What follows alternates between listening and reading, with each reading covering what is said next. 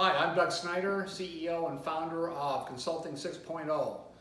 I'm with you today because you've taken the time to sign up for this webinar. We've recorded it so it'd be easy for you to watch at your home, at your leisure.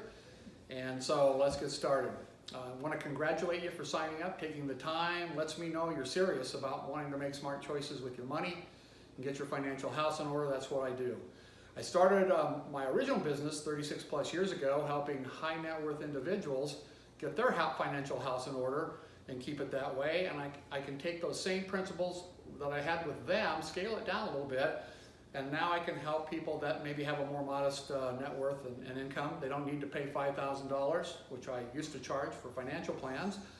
And they don't have the money, they don't want to, they don't need to spend that kind of money, but maybe you just want a little bit of a help, a little bit of a push, just somebody to kind of talk to oversee the situation and get you started.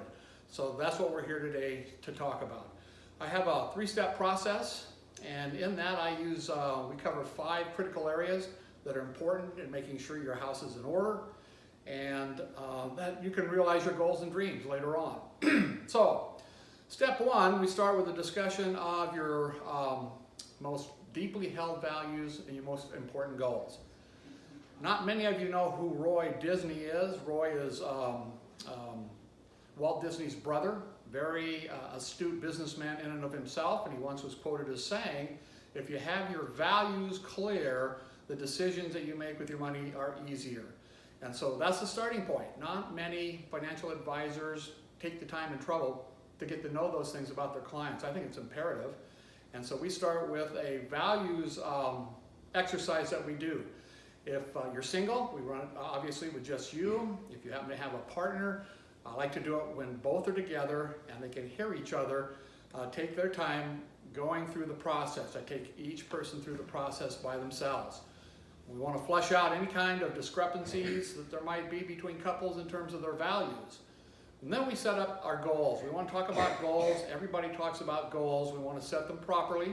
We want to make sure they're smart, that they have a time frame, that they have an amount, that they're concrete, and that we know exactly where we're headed. So we'll deal with 3 or 4 important goals that you might have. And all of that information is documented on what I call the success roadmap. And that's part of what you get when you work with me. Once we've got that established, then we can have a discussion. A lot of things happen during those discussions, I might add, and I've had situations where I've had couples who actually have had really kind of weird situations here. I remember some personal friends of mine that were sitting through this, and I remember the husband went through it first. We did the whole thing with him, and then it came time for his wife to take over. So I'm asking her the questions to uncover her values, and he's up walking around in the house, or the office I should say, and I'm saying, hey man, what are you doing? I want you down here so you can sit with your wife so you can hear her side just like she heard yours.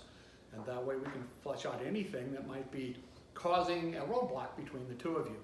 I've had people, grown men, break down and cry because at the end of that discussion, when we reach the ultimate values that they have, it usually involves something that's pretty touching to them. And then of course I've had the other end of the spectrum where people have just kind of gone through it in a robotic way, and that might be what it is.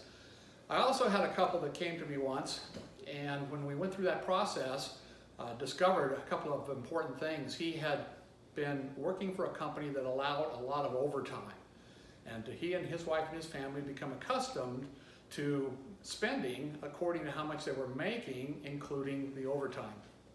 Now, I don't do budgeting. That's more like the Dave Ramsey style. I love what he does, handling credit cards and debt and all of that sort of thing, but that's not what I do. But we discovered that there was a big gap between his values and her values and what her goals were and his goals. In fact, it was such a discrepancy that it was really affecting their marriage tremendously. So we wrapped it up, and there wasn't a lot I could do other than point that out. My advice to them was, before we go any further, you need to work this situation out. It was about a month later. I hadn't heard anything from them. I got a call from the wife, practically in tears, and she said, you know what? We get it. You took us through that, we got it, and we understand now where we need to work together on that. You see, what happens is it's a lot like driving a car. You're going down the road, you might have your hand on the steering wheel and your foot on the gas.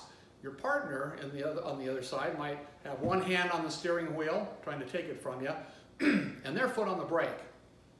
And you know what happens to a car when you got your foot on the brake and the gas and two people are steering, it's bound to have an accident. So that's what we want to try to avoid. So we pay a lot of attention to that. The second step is where we deal with the 5 areas of concern, and that's cash management, that's risk management, that's investment management, it's estate planning, and of course taxes. And we look at each one of those areas, and through questioning, I can find out what clients might need. Now, I'm not an expert in those areas, but I know who the experts are. And so what I can do sometimes is help clients find the expert they need to go deal with in an area that I can't. So in a way, I'm like a quarterback with my clients and their financial needs, and I can help with all of that. I can answer questions clients have in the areas, in any of those 5 areas. Oftentimes there's questions about 401ks. Am I putting in enough? Do we have the right mix of investments? That sort of thing. Cash management, of course, everybody needs an emergency fund. That's Dave Ramsey stuff. We've got insurance or risk management. And that's basically, are you covering the potential risks that you might have? Now, even if you're a young couple, you got some kids, you're starting out, maybe you're buying a home, you have a mortgage, maybe a car payment, you need to have some kind of risk management. Came across a couple that I worked with and discovered that in the process, the husband didn't have any life insurance. 34, 35-year-old young man probably felt like he was invincible. But it turned out, unfortunately, that a couple of years later he ended up dying of cancer. Didn't have the insurance in place. So it left the wife in a pretty precarious situation with a lot of debt and having to work her way through that at a time when it would have been nice to have that extra money. I see those things happen all the time. Other estate planning situations, some people think, maybe I need a will, we're not quite sure. I'll tell you, if you're young, you have children, you need to have some kind of a document there so that if something happens to both of you, then there's a provision in there to help take care of the kids. The taxes, of course, it may be simple. Some of my clients had more complex tax situations, but basically you want to be sure, especially with the new tax law changes, that you've taken the time to meet with your accountant and determine how much your withholding should be each month or each paycheck. Again, you don't want to be getting thousands of dollars back in most cases, but certainly you don't want to be paying thousands of dollars at tax time, and you want to eliminate that surprise. So that's another part that we can take pretty seriously as well. The third step, or I should say the second step, third step, I'm sorry, is what I call the one-page next step action plan. And what I do there for my clients is I boil down everything that we've talked about in terms of those 5 areas of concerns. So if there's a recommendation that they need to contact an estate planning attorney, then that's in the plan, one-step plan of action. Item 1, find an attorney that does estate planning, contact them, make an appointment, and they take care of the paperwork and everything else. So I boil it down to that. It might be you need to maybe take advantage of your 401k employee or matching. So you go ahead and you're not quite there yet, but you got some extra money. So one place you could do is maybe call the administrator of the plan and increase how much you're putting in your 401k. And that would go on the next step plan of action. I can almost always get all of those things down in a simple plan on one page. And that's a big difference. A lot of the financial plans you can pay thousands of dollars for. You get 90 pages, 100 pages, a lot of color charts, a lot of numbers, a lot of things you don't understand, but it normally just winds up in a shelf. In fact, I've had people come into my office thinking about establishing a relationship with me, and lo and behold, I ask them where their plan is, and they can't find it. They don't know where it's probably on a bookshelf somewhere with dust on it, never taken it out and never done anything with it. So what good is it to pay thousands of dollars for a plan that never gets used? There's also some planners and people that will offer a free financial plan, but usually it's not free, because what they're hoping to do is uncover maybe assets that you might have that they could invest and earn commissions and fees with. And I don't begrudge that, but just to warn you, let you know that it's never always free. The third step, and this is probably the most important of it all, is what I call the accountability step. And so I make an agreement when we finish getting through the successful roadmap. That's the value statements, the goals, and the items that need to be taken care of in those 5 areas of concern, that we set a date and a time where we talk again, and then that is when I go through the list, we review everything, and I find out what they were able to accomplish and what they weren't. And if there's something that's been left undone, then maybe I can help them get through that roadblock and encourage them and just kind of coach them through getting those items done. Now, we all know that we all start out with the best of plans, but it helps if we have somebody that we can be held accountable to. So that's all part of what I do. So if you're doing this on your own, of course, it might be helpful to have someone that you trust that can do that with you. It might be a little awkward, though, to reveal those kind of things to friends, but certainly it's an important step. So once we get all of that done, of course, we can set that follow-up appointment 30 days or 60 days out there, whatever the person thinks they need in time to get the next step action plan accomplished. We'll do that. And in the meantime, I'm open for any questions or concerns that come up via text, email, or phone call, just to be available to my clients, because there's always the questions that they have. Well, I'm not, for instance, I'm not an estate planning attorney, and I don't draft estate planning documents or wills or anything like that.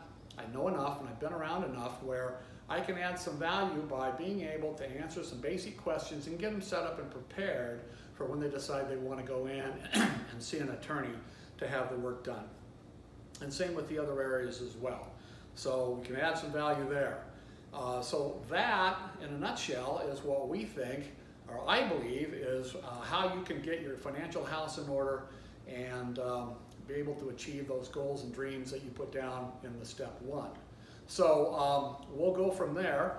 And of course, if anyone listening to this connects, feels that maybe I can be of some value to them, then it's helpful. What we do is you can make an appointment with me. All you do is click the button that says make appointment now at the end of this, and it'll take you to my calendar page, so you can pick and choose which date or time that you want to set this up for. It's all by telephone from the comfort of your home. We can do this. I get to do it from the comfort of my home or my office. Helps me keep my costs down and pass the savings on to you. So what I usually tell people is this, in comparison to what I charge for my fee, is this. You can go in and see an investment advisor, financial advisor, whatever you want to call them, broker. You can open an account, maybe you've got, say, $10,000 to invest, then it's likely going to be, you're going to be charged 6 to 7% in a commission or fee up front, normally in that situation.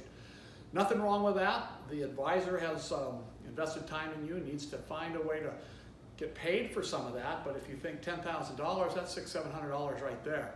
And if you've got more, it goes up. So if you had $20,000 to invest, maybe you have nothing to invest, and in which case you probably wouldn't even go. Maybe they wouldn't even want to sit down much and talk to you, much less give you any advice.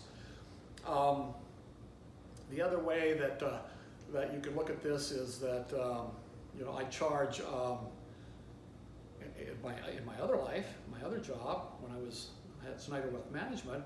Like I said, it was a minimum of $2,500 just to do the plan, much less invest, and it could go up from there, $5,000, $10,000, depending on the amount of work that's being done. So you can see what this would cost you on your own. If you wanted to try to do this, the idea is to help you be making some of these investments. I can show you how to invest where there's no commissions or fees. There might be a small, tiny little management fee, and get you the best deal that we can. So I charge $5.95 for the whole process, start to finish. But because you're taking the time to watch my webinar right now, I'm willing to offer my service for $395, complete package all in one. Again, if that's of interest, you can click the button, make appointment now. That'll take you to my calendar. One caveat there, that when you book the appointment, that's the time in which payment will be made. And then we'll set up the time. You'll pick the time, the date, and the hour. I'll call you, and we'll get the process started. And I look forward to being able to help you if that's where you're at now. So thanks for your time. We're going to wrap this up, and take care.